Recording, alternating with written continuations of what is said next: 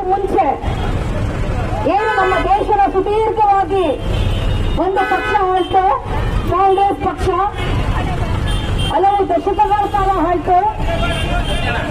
ಭ್ರಷ್ಟಾಚಾರ, ಬೆಲೆ ಏರಿಕೆ, ಹೆಣ್ಮಕ್ಳ ಮೇಲೆ ಕ್ರೈಮ್ಸ್ಗಳು ಹೆಚ್ಚಾದಂಥದ್ದು, ಈ ತರ ಹಲವಾರು ಸಮಸ್ಯೆಗಳ ವಿರುದ್ಧ ಜನ ಧ್ವನಿ ಎತ್ತಿದ್ರು. ಆಗ ಒಂದು ಒಳ್ಳೆಯ ಮುಖವಾಡ ಹಾಕೊಂಡು ನಾವು ಬದಲಾವಣೆ ತರ್ತೀವಿ, ಜನಗಳ ಸಮಸ್ಯೆಗಳನ್ನ ಬಗೆಹರಿಸ್ತೀವಿ, ಬೆಲೆ ಏರಿಕೆಯ ಕಡೆಗರ್ತೀವಿ, ಅಚ್ಚೇದಿನ ತಗೊಬರ್ತೀವಿ,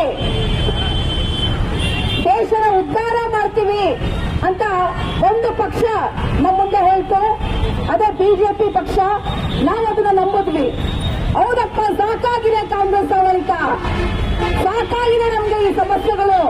ಇವತ್ತು ನಮ್ಮ ಮಕ್ಕಳಿಗೆ ಒಳ್ಳೆ ಭವಿಷ್ಯ ಬೇಕು. ಇವತ್ತು ಒಂದು ದುಡಿಯೋ ಕೈಗಳಿಗೆ